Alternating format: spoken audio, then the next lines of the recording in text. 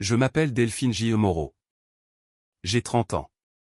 Il m'a dit, si tu prends ce poste, c'est fini entre nous. Je ne quitterai pas Paris. J'ai répondu, alors, c'est fini. Des mois plus tard, il se tenait au tribunal de proximité, pleurant pour obtenir des dommages et intérêts pour préjudice moral, tandis que j'étais dans mon bureau à Annecy, regardant la première partie de mes stock options, BSPCE, se débloquer. En me demandant comment j'avais pu laisser quelqu'un me faire culpabiliser de vouloir la vie pour laquelle j'avais tant travaillé. Mais j'anticipe. En ce moment, alors que je commence à écrire ceci, je suis assise dans mon nouvel appartement avec une vue imprenable sur le lac d'Annecy. Et toute cette histoire semble encore si irréelle qu'il faut que je la mette par écrit avant que la mémoire n'en adoucisse les contours pour en faire quelque chose de plus flatteur que la réalité. Car ce qui s'est passé après mon départ de Paris n'était pas juste une simple rupture. C'était le genre de dénouement qui ne se produit que lorsque quelqu'un réalise qu'il ne peut plus vous contrôler et décide de vous punir pour être devenu ingouvernable. Il s'appelait Clément. Nous avons été ensemble pendant 5 ans, et nous avons vécu ensemble pendant 3 ans. Je l'aimais. Vraiment. C'est en partie pour cela qu'il m'a fallu tant de temps pour comprendre ce qui se passait alors que j'étais encore en plein dedans. Nous vivions dans son appartement de rêve à Paris, près de son travail, de ses parents, de son studio préféré, de ses restaurants habituels, de toute son orbite. À l'époque, je me disais que c'était logique. Il y avait des racines plus profondes. Sa vie était établie. La mienne était plus flexible. C'est le genre de mensonge que l'on se raconte quand les compromis commencent à devenir unidirectionnels, mais qu'ils ne sont pas encore assez douloureux pour être nommés. En y repensant aujourd'hui, je vois à quel point ma vie s'était silencieusement remodelée autour de ses préférences. L'appartement devait être à distance de marche de son bureau. Nos vacances finissaient toujours par impliquer ses parents en Bretagne ou ses amis d'université à Lille. Même la voiture que j'ai achetée l'année dernière est devenue un débat que j'ai curieusement perdu. Je voulais une Renault. Il m'a convaincu de prendre une Volkswagen parce que son père disait que les Volkswagen gardent mieux leur valeur et sont plus sûrs en hiver. Sur le moment, ça semblait être un détail. Les relations sont faites de petits détails. On remarque à peine quand ils commencent à former un schéma, car chaque compromis individuel semble raisonnable en soi. C'est ainsi que le contrôle survit. Pas par la force brute, mais par une centaine de petits ajustements qui vous apprennent que vos désirs sont toujours un peu moins pratiques que les leurs. Et puis, il y a eu ce poste à Annecy. Directrice de l'analyse des données dans une start-up de la health tech, application de machine learning pour les résultats des patients, avec un package d'actions. Mon salaire allait passer de 75 000 € à 190 000 €. Ce n'était pas seulement une question d'argent. C'était le rôle, le domaine, l'envergure, le genre d'opportunité qui ne se présente pas 2 fois si on est assez imprudent pour la refuser pour de mauvaises raisons. Quand j'ai dit à Clément que j'avais décroché l'entretien, il est resté complètement immobile. Pas en colère au début, juste silencieux d'une manière qui donnait l'impression que la pièce rétrécissait. Puis il a dit, « Tu n'envisages pas sérieusement ça ?» J'ai répondu, « Je l'envisageais absolument. C'était mon domaine, le poste de mes rêves, le genre d'opportunité pour laquelle j'avais travaillé pendant des années. » C'est là qu'il m'a posé l'ultimatum. « Si tu prends ce poste, c'est fini entre nous. Je ne quitterai pas Paris. Mes amis sont ici. Mes parents sont ici. Mon studio est ici. Si tu m'aimais, tu resterais. » Il y a quelque chose de presque surréaliste à entendre une personne avec qui vous avez partagé 5 ans réduire votre avenir à un test de loyauté. J'ai essayé de proposer un compromis, une relation à distance pendant 1 an, le temps qu'il s'organise. Je rentrerai 1 fois par mois. Il pourrait venir quand il le voudrait. J'ai même offert le genre de surcompensation ridicule que les gens proposent quand ils essaient encore de prouver qu'ils ne sont pas égoïstes. 2 logements temporaires, des horaires flexibles, aucune pression, juste une tentative de protéger à la fois la relation et l'opportunité. Il a tout rejeté, dans ses moindres versions. Ce n'était pas une discussion. C'était « reste, ou perds-moi ». Cette nuit-là, je suis resté éveillé à côté de lui, fixant le plafond, et quelque chose s'est finalement mis en place en moi. Il ne s'agissait pas vraiment du travail. Il s'agissait du fait qu'en 5 ans de vie commune, chaque décision majeure avait penché en sa faveur. Et maintenant que quelque chose comptait autant pour moi, quelque chose qui allait changer ma vie, quelque chose que je ne pouvais plus ignorer une fois apparu, il n'était même pas prêt à imaginer s'adapter. Ni pour 6 mois, ni pour 1 an, pas même en théorie. J'ai réalisé que j'étais lentement devenu quelqu'un qui avait besoin de permission pour poursuivre son propre avenir. Et le pire, c'est que j'avais commencé à confondre ça avec de l'amour. Au matin, je savais. J'ai accepté le poste sans le lui dire. Discrètement, j'ai trouvé une sous-location à Annecy grâce à un contact de l'entreprise, j'ai organisé le déménagement de mes affaires personnelles pendant que Clément était au travail, et j'ai laissé presque tous les meubles communs. Parce que la plupart avaient de toute façon été choisis à son goût. Et à ce stade, je n'avais plus envie de me battre pour des objets juste pour prouver que j'étais dans mon droit.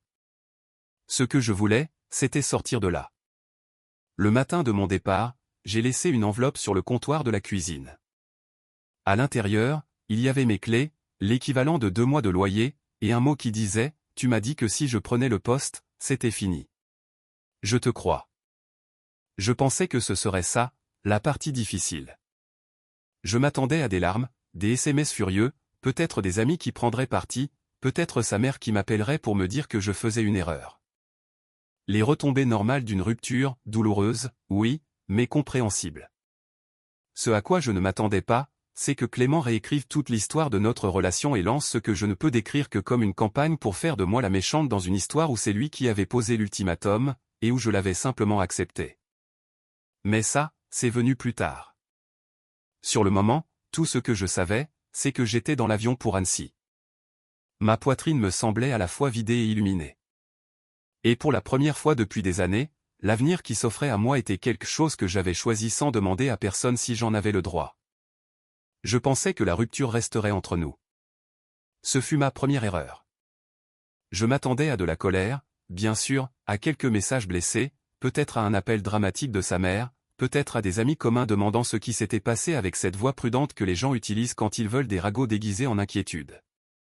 Ce à quoi je ne m'attendais pas, c'est à la vitesse et à l'ampleur de l'histoire que Clément a construite à la seconde où je n'étais plus à Paris pour la contester en personne. À la fin de ma première semaine à Annecy, il avait transformé notre rupture en une tragédie publique dans laquelle il était le petit ami abandonné et financièrement exploité, dont la partenaire s'était servi de lui pour trouver la stabilité. Avant de disparaître à la seconde où une meilleure occasion s'était présentée.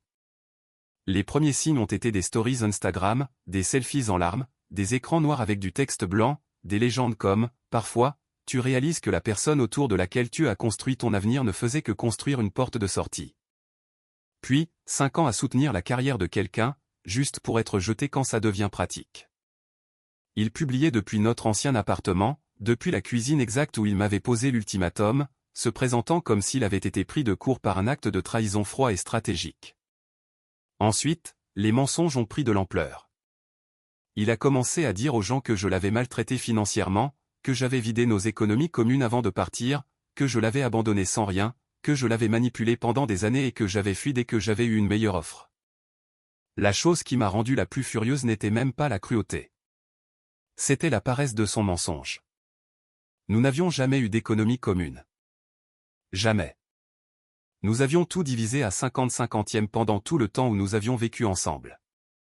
En fait, Clément avait insisté pour séparer nos finances, car il aimait le vocabulaire de l'indépendance quand ça l'arrangeait. J'avais des preuves de tout. Les reçus sur Lydia, les paiements des factures, le partage du loyer, les captures d'écran, les relevés bancaires. Pas parce que j'avais vu le coup venir, mais parce que je suis organisée de la même manière ennuyeuse dont je suis apparemment ambitieuse. Je garde des traces. J'étiquette des dossiers. Je conserve des reçus. Les habitudes qui me faisaient autrefois me sentir trop pragmatique étaient soudain la seule chose qui me séparait d'une distorsion totale de ma propre vie. Puis ses parents s'en sont mêlés. Sa mère a appelé la première, en pleurs, me disant que Clément était dévasté et financièrement ruiné. Elle m'a demandé comment j'avais pu le laisser comme ça après tout ce qu'il avait fait pour moi. J'étais tellement abasourdi par la certitude de sa voix que pendant une seconde, j'ai juste écouté. Ensuite, son père m'a envoyé un email exigeant que j'envoie à Clément 35 000 € à titre de « compensation de transition » parce que j'aurais bénéficié de sa charge émotionnelle et de ses contributions domestiques. 35 000 € pour charge émotionnelle. Je me souviens avoir fixé ce chiffre dans ma boîte de réception en pensant que, si je ne vivais pas cette situation, j'aurais cru à une parodie. Je les ai ignorés tous les deux. Puis Clément a fait quelque chose qui a franchi une ligne que je n'arrive toujours pas à pardonner totalement. Même maintenant que la distance rend le reste plus facile à nommer. Il a débarqué chez ma mère. Ma mère vit à 2 heures de Paris. Elle n'avait rien à voir avec tout ça. Elle ne s'est jamais immiscée dans mes relations, ne l'a jamais appelé, n'a jamais donné son avis à moins que je ne le lui demande. Il est resté assis sur son porche pendant 3 heures à pleurer et à lui dire que j'étais émotionnellement abusive, que je contrôlais ses finances, que je l'isolais de ses amis. Qu'il avait passé des années à vivre sous une sorte de pression psychologique que je déguisais soi-disant en sans des responsabilités. Quand elle m'a appelé après, sa voix tremblait d'une façon que je ne lui avais jamais connue. « Delphine » m'a-t-elle dit prudemment. « Y a-t-il quelque chose dans votre relation que je n'ai pas compris ?» Cette question m'a blessé plus profondément que la rupture elle-même. Parce que ce fut le premier moment où sa version des faits s'est insinuée sous ma peau au point de me faire demander si je n'avais pas, peut-être, mal interprété mes propres souvenirs. Pas l'ultimatum. Je savais ce que j'avais entendu, mais la forme de la relation, les compromis, le poids émotionnel. Quand une personne ment assez souvent et assez fort, une part de vous commence à chercher des failles dans votre propre mémoire. Alors, j'ai envoyé la capture d'écran à ma mère, celle où il avait écrit clairement et sans ambiguïté, « Si tu prends ce poste, c'est fini entre nous. » Elle m'a rappelé 10 minutes plus tard. « Oh, ma chérie » a-t-elle dit, et je pouvais entendre à la fois de la colère et du soulagement dans sa voix maintenant. Il m'a menti sur toute la ligne. Cela m'a stabilisé, mais Clément a continué l'escalade. Une amie commune, Émilie, m'a envoyé un SMS quelques jours plus tard pour me dire qu'il y avait quelque chose que je devais savoir. Clément racontait aux gens que j'avais vidé son compte personnel et que je l'avais laissé incapable de payer ses factures. Émilie, à son honneur, a demandé des détails. Quel compte? Quel virement? Quelle date? Apparemment, il est immédiatement devenu sur la défensive et a changé de sujet, ce qui lui a tout dit. Je lui ai envoyé les preuves, non pas parce que je cherchais des alliés, mais parce que j'étais fatigué d'être interprété à travers sa performance théâtrale. Puis le procès est arrivé. J'ai reçu l'assignation directement à mon nouveau bureau.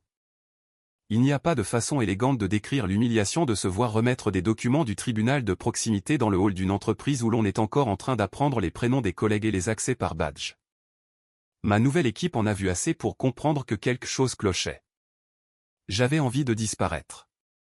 Au lieu de cela, j'ai ouvert le dossier et découvert que Clément m'attaquait en justice pour 7 000 € de dommages pour préjudice moral et obligation de concubinage, impayés. Je suis resté assise là, fixant l'expression « obligation de concubinage » en pensant « il l'a vraiment fait ». Le service juridique de mon entreprise a immédiatement proposé de m'aider, ce qui m'a stupéfaite. Ils ont examiné le dossier et ont dit que c'était abusif, mais que les plaintes abusives nécessitent tout de même des réponses. Je devais quand même prendre un vol pour Paris dans 3 semaines. Je devais quand même dépenser du temps et de l'énergie émotionnelle pour répondre à des accusations qui auraient été embarrassantes, même si elles n'avaient pas été fausses. Mais le pire n'était pas le fardeau matériel. C'était de voir à quel point la réécriture de notre relation était devenue totale. Dans sa version, j'avais toujours été manipulatrice, toujours égocentrique, prévoyant toujours secrètement de partir. L'ultimatum avait purement et simplement disparu de l'histoire. Tout comme les années de compromis, l'appartement choisi pour sa vie, les plannings qui s'adaptaient autour de sa famille, la voiture que j'avais achetée en partie parce que lui et son permis avaient poussé. Le fait qu'il ait choisi de mettre fin à la relation plutôt que de discuter d'une voie qui nous honorerait tous les deux. Il avait tout effacé. Et pendant quelques jours affreux, en entendant sa version de seconde main par suffisamment de gens, j'ai vraiment senti mes propres certitudes vaciller. C'est la partie terrifiante du gaslighting quand il devient public. Ce n'est pas seulement que quelqu'un ment sur vous. C'est qu'il le dit avec une telle conviction à tant de gens que la réalité commence à ressembler à quelque chose que vous devez prouver à partir de zéro. Mais j'avais les SMS. J'avais les reçus. Et j'avais Annecy. Cela comptait plus que je ne l'imaginais, parce que chaque jour où je me présentais à mon nouveau travail et où je faisais ce qu'on attendait de moi, chaque réunion à laquelle je participais, chaque conversation avec des collègues qui me traitaient comme si j'étais à ma place, me rappelait que la vie qu'il essayait de bloquer n'était pas abstraite. Elle était réelle. Elle était déjà bien meilleure. Et aucune quantité de selfies en pleurs ou de balivernes juridiques à Paris ne pourrait la rendre moins mienne. Pourtant, la date d'audience approchait. Et je savais à ce moment-là que Clément n'était pas seulement blessé. Il était furieux que je lui ai obéi. Il m'avait lancé un ultimatum en s'attendant à ce que j'aie peur. Et quand j'ai choisi ma propre personne à la place, il a décidé de transformer les conséquences de son acte en une campagne de diffamation. 3 semaines plus tard, j'ai pris l'avion pour Paris. Et il s'est présenté au tribunal avec un classeur. Il a vraiment apporté un classeur. Un gros classeur à anneaux, avec des intercalaires, des pages surlignées, des captures d'écran imprimées, des notes dans les marges. Clément est entré dans la salle d'audience du tribunal de proximité comme s'il s'apprêtait à soutenir une thèse sur la façon dont j'avais ruiné sa vie en acceptant un poste dont il m'avait explicitement dit qu'il mettrait fin à notre relation. Son père est venu avec lui aussi. Évidemment. Il n'était pas officiellement son avocat puisqu'il n'est pas avocat, mais il avait clairement décidé qu'il en ferait fonction dans l'esprit. Il portait un costume trop formel pour un tribunal civil et se tenait avec la droiture rigide et offensée d'un homme qui s'était convaincu que l'indignation morale pouvait se substituer aux preuves écrites. J'avais une fine pochette, des relevés bancaires montrant des comptes séparés, un historique Lydia prouvant des années de dépenses partagées, des captures d'écran du SMS de l'ultimatum, la preuve du loyer et de la caution que j'avais laissé derrière moi. Des copies des factures de déménagement pour mes affaires personnelles. C'était tout. Pas de drame, pas de dissertation narrative, juste des faits. La salle d'audience elle-même était plus petite que je ne le pensais, plus lumineuse aussi, le genre de pièce où les mensonges ont l'air particulièrement pathétiques une fois qu'on leur demande de s'asseoir sous des néons. Au début, Clément refusait de me regarder. Il feuilletait sans arrêt son classeur, comme si le mouvement seul pouvait consolider son dossier. Son père a hoché la tête dans sa direction à 2 reprises, les 2 fois de cette manière étrange et théâtrale qui semblait plus conçue pour moi que pour lui. La juge est entrée, on nous a appelés à la barre, et le spectacle a commencé. Clément a parlé en premier. Et honnêtement, si je n'avais pas été celle dont il parlait, j'aurais pu admirer son assurance. Il a raconté au tribunal une version de notre relation tellement déformée qu'elle ressemblait à une fanfiction écrite par quelqu'un plein de rancœur et incapable de fixer des limites. Selon lui, je l'avais systématiquement isolé de toute indépendance financière en faisant pression sur lui pour qu'il me laisse gérer les dépenses communes. Je l'avais manipulé émotionnellement pour le rendre dépendant de moi et je l'avais ensuite abandonné sans préavis. Je l'avais privé de sécurité, de soutien et de l'avenir que nous avions construit conjointement. Il utilisait des expressions comme « accord tacite » et « obligation relationnelle ». Son père est intervenu 2 fois avant que la juge ne lui dise de s'asseoir et de se taire. Ensuite sont venues les réclamations financières. Clément a soutenu que notre relation fonctionnait comme un partenariat implicite et qu'en partant comme je l'avais fait, j'avais violé une sorte de contrat domestique informel. Il a affirmé que les dommages pour préjudice moral étaient liés à l'interruption de sa carrière, au stress du déménagement et au traumatisme d'être laissé seul pour trier les restes d'une vie commune. Cette dernière phrase était presque impressionnante de par son cynisme théâtral. Quand la juge a demandé si nous partagions des comptes bancaires, Clément a répondu que nous avions, fonctionnellement fusionné, nos finances. La juge a demandé s'il y avait des comptes joints. Non, a admis Clément. Un accord écrit concernant un soutien financier après la séparation? Non. Un bail, un crédit immobilier ou une part de propriété dans ma décision pour Annecy ou dans mes revenus? Non. Puis mon tour est venu. J'ai remis les documents et gardé une voix aussi calme que possible. J'ai expliqué que nos finances avaient toujours été séparées, selon sa propre préférence. J'ai montré les relevés bancaires. J'ai montré l'historique Lydia, année après année de partage à 50-50e. Charges, loyers, courses, dépenses communes, tout était documenté. Aucune dépendance cachée. Aucun abandon financier. Aucune épargne commune vidée en secret. Juste un couple qui partageait tout jusqu'à ce qu'une personne décide que les compromis de carrière ne comptaient que s'ils allaient dans un seul sens. Ensuite, j'ai remis la capture d'écran de l'ultimatum. La juge l'a lu en silence pendant peut-être 10 secondes. Puis elle a levé les yeux vers Clément. « Est-ce votre numéro de téléphone ?» Il s'est agité sur sa chaise. « Oui, mais... » « Avez-vous envoyé ce message déclarant que si mademoiselle Moreau prenait le poste à Annecy, votre relation serait terminée ?» Il a ouvert et fermé la bouche une fois avant de répondre. J'étais bouleversé. Je ne pensais pas, ce n'était pas ma question. « L'avez-vous envoyé ?» « Oui. » La juge a baissé les yeux sur la page, puis m'a regardé, puis l'a regardé à nouveau. Donc, votre plainte est que mademoiselle Moreau a injustement abandonné une relation après que vous lui ayez explicitement dit que la dite relation prendrait fin si elle acceptait ce poste. Clément a tenté de se rattraper. Je parlais sous le coup de l'émotion. Il y avait un contexte. La juge a levé la main. Affaire classée. Débouté.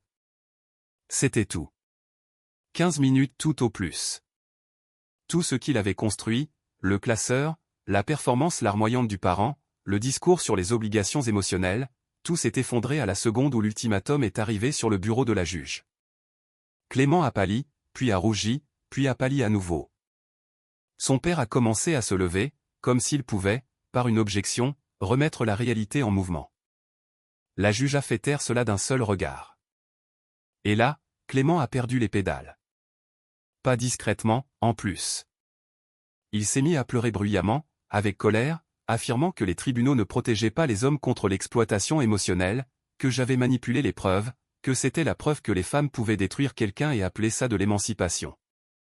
Son père a mi-chuchoté, mi-grogné son prénom, essayant de le faire sortir de la salle avant qu'il ne s'humilie davantage. Je suis resté là, avec mon fin dossier entre les mains, et j'ai ressenti quelque chose qui s'apparentait à de la pesanteur. Pas de la joie, pas de la vengeance, juste l'absence soudaine de distorsion. Après le tribunal, j'ai retrouvé Émilie pour un café avant de me diriger vers l'aéroport. Elle avait l'air à la fois compatissante et fascinée, ce qui, honnêtement, était légitime. Nous venions toutes les deux de voir une fausse réalité, défendue avec un grand acharnement, imploser en public. C'est là qu'elle m'a appris quelque chose qui m'a glacé le sang.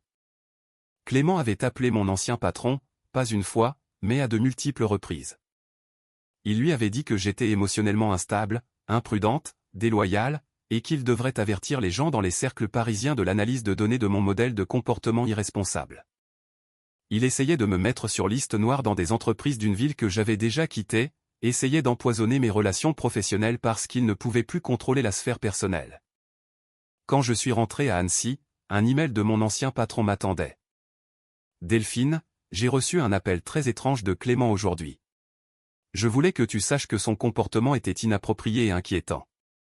Par ailleurs, si tu es un jour intéressé par un contrat à distance, nous serions ravis de collaborer à nouveau. Ton départ a été une vraie perte pour nous. Ainsi, la tentative de Clément de détruire ma réputation a fini par créer une autre opportunité. Cela aurait dû me sembler poétique. Au lieu de cela, ce fut une clarification, car à ce moment-là, je pouvais enfin le voir clairement. Ce n'était pas un chagrin d'amour au sens habituel, ni du deuil, ni même des regrets. C'était une crise de manque de contrôle. Il avait perdu l'accès à moi, il avait perdu le contrôle du récit, il avait perdu la capacité de définir ce qui s'était passé. Et chaque mouvement depuis lors avait été une tentative de reconquérir un territoire narratif qu'il pensait toujours mériter. Pendant ce temps, la vie à Annecy devenait de mieux en mieux.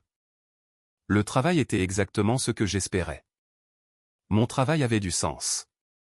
Mon équipe était collaborative d'une manière qui me surprenait encore, après des années où l'on m'avait fait croire que vouloir trop était un défaut de caractère. Et au milieu de tout ça, j'ai commencé à fréquenter quelqu'un. Il s'appelait Étienne. Il était chercheur en expérience utilisateur, UX, dans une autre entreprise et nous nous étions rencontrés lors d'un événement de réseautage professionnel où personne ne prétendait que l'ambition était un échec moral. Il a été au courant de la situation avec Clément assez tôt, parce que j'étais trop fatigué pour jouer les mystérieuses, et parce que les hommes adultes qui peuvent gérer la complexité sont plus attirants que n'importe quelle attitude cool ou soigneusement étudiée. Sa réaction a été simple. « Waouh, a-t-il dit, tu as vraiment esquivé quelque chose d'horrible. » Ce qui m'a frappé chez lui, ce n'est pas seulement qu'il était gentil.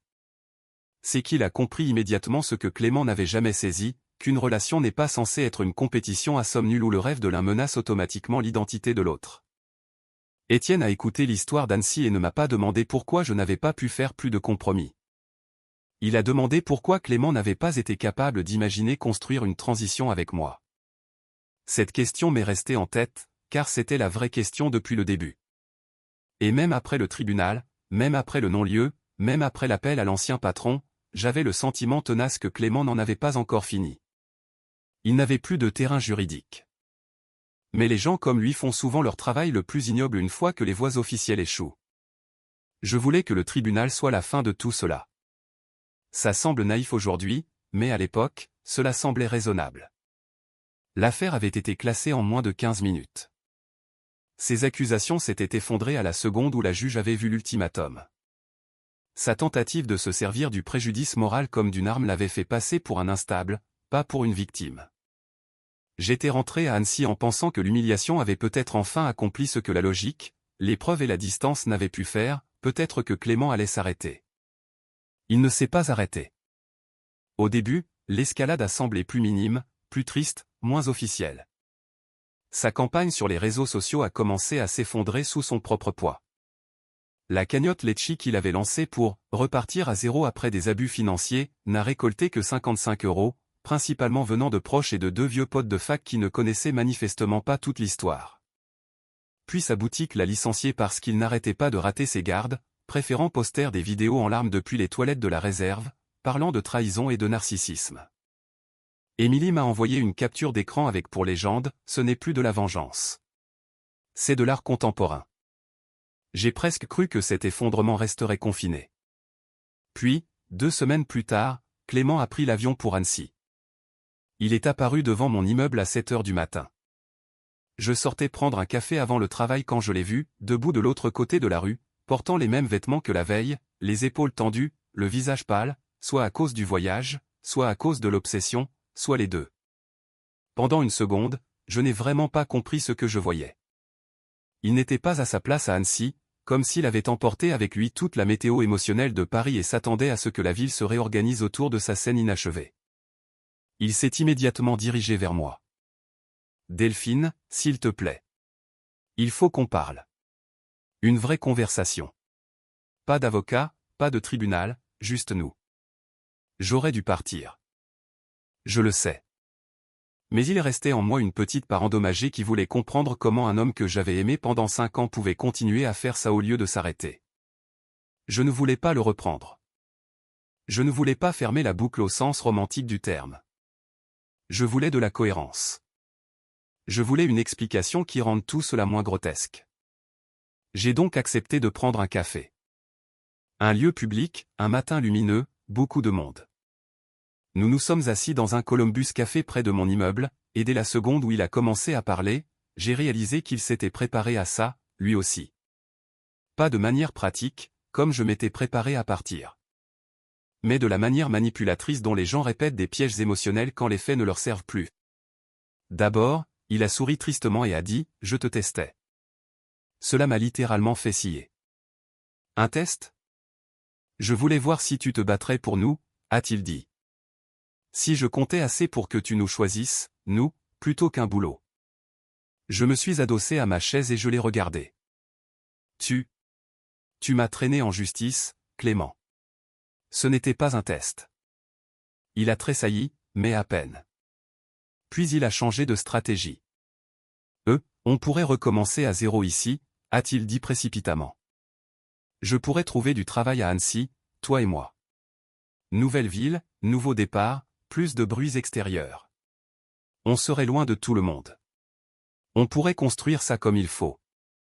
Celle-là aurait dévasté l'ancienne version de moi, car cela ressemblait tellement à ce que j'avais supplié d'avoir autrefois. Pas Annecy spécifiquement, mais la volonté d'imaginer du mouvement, une adaptation, un effort partagé, l'idée que mon rêve puisse compter aussi. Si seulement il arrêtait de traiter cela comme un abandon. Mais il n'était prêt à me suivre maintenant que parce qu'il avait échoué partout ailleurs. Il n'y a rien de romantique à être la dernière option de quelqu'un. Tu as passé des mois à dire aux gens que je te maltraitais, ai-je dit. Tu m'as poursuivi en justice. Tu as essayé de me faire mettre sur liste noire. Il n'y a pas de nouveau départ après ça. Il s'est alors penché en avant, frustré que ses 2 premiers scripts n'aient pas fonctionné. Alors tu me dois bien ça. C'est sorti si vite, de manière si crue, que pendant une seconde, même lui a semblé surpris de l'entendre à voix haute. Te devoir quoi? Tu as gâché 5 ans de ma vie, a-t-il craché. Tu as pris ma trentaine. Tu m'as laissé construire autour de toi et ensuite tu es parti à la seconde où quelque chose de plus brillant est apparu.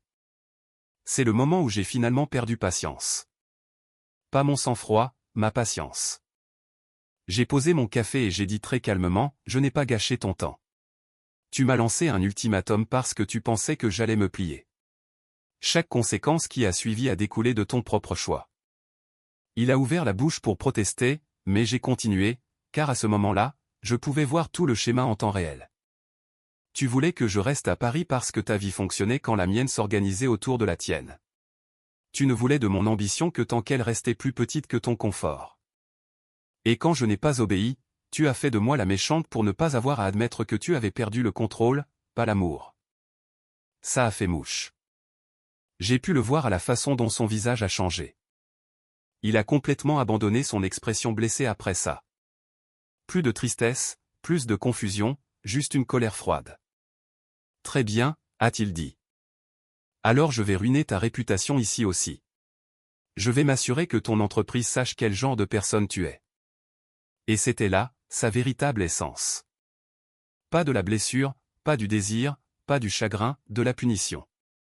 Je l'ai regardé de l'autre côté de cette table de café et j'ai réalisé avec une clarté totale que pendant 5 ans, j'avais aimé une version de lui qui n'existait que lorsque j'étais suffisamment docile pour la maintenir en vie. Puis la porte du café s'est ouverte. Étienne est entré. Nous avions prévu de déjeuner ensemble. Il était en avance. Il m'a repéré, puis il a vu Clément, puis l'énergie entre nous, et il a traversé la pièce avec exactement le bon équilibre entre inquiétude et retenue. Il s'est présenté poliment, a demandé si tout allait bien.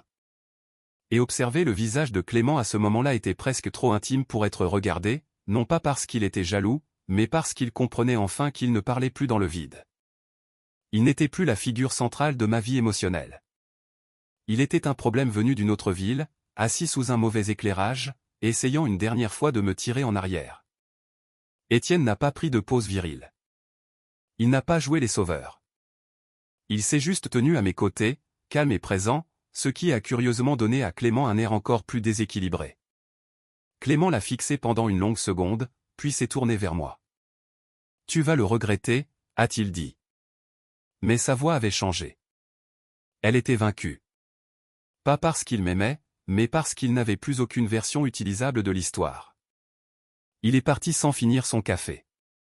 Pour autant que je sache, il a repris l'avion pour Paris le jour même. Je n'ai plus eu de ses nouvelles depuis. Aux dernières nouvelles, par des connaissances communes, il sortirait avec un mec dans les cryptos et posterait des légendes dramatiques sur le fait de survivre à la toxicité, de se reconstruire après une violence émotionnelle, et d'apprendre à faire confiance à nouveau. Je ne sais pas s'il y croit lui-même. Peut-être que oui. Certaines personnes vivent plus longtemps à l'intérieur des histoires qui protègent leur fierté. Je ne lui souhaite pas de mal. Vraiment pas. J'espère qu'il apprendra quelque chose. J'espère qu'il construira un jour une relation qui ne nécessite pas de prendre l'avenir d'une autre personne en otage pour se sentir en sécurité. J'espère qu'il comprendra un jour que l'amour n'est pas une tactique de négociation. Mais je suis aussi profondément reconnaissante d'avoir choisi ma vie plutôt que ses exigences. Car voici ce que tout cela m'a appris. Quand quelqu'un vous pose un ultimatum, croyez-le. Ils sont en train de vous dire que leur amour a des conditions. Que votre avenir n'est acceptable que s'il reste pratique pour leur sentiment de pouvoir. Que le partenariat signifie la docilité, tant que la docilité vient de vous. La bonne personne ne dit pas « si tu pars, c'est fini ». La bonne personne dit « ça me fait peur. Je ne sais pas comment ça va marcher. Je n'aime pas la distance, mais ton rêve compte aussi. Alors, essayons de voir à quoi ça ressemble, ensemble. » La bonne personne ne vous attaque pas en justice lorsque vous choisissez d'évoluer. La bonne personne n'appelle pas votre mère et votre ancien patron pour essayer de leur faire peur de vous. La bonne personne ne traverse pas le pays pour menacer votre réputation quand la culpabilité et la nostalgie ne fonctionnent plus. Le mois prochain, Étienne et moi allons visiter des appartements avec vue sur les Alpes. Mon entreprise vient d'approuver le budget pour la prochaine étape d'un projet qui pourrait réellement améliorer les résultats pour les patients à grande échelle. Chaque matin, je me réveille à Annecy et je me rappelle que j'ai choisi cette vie. Non pas parce que c'était facile, mais parce que c'était la mienne. Et parfois, la chose la plus aimante que vous puissiez faire pour vous-même, et pour tout avenir encore possible, c'est de refuser d'être contrôlé.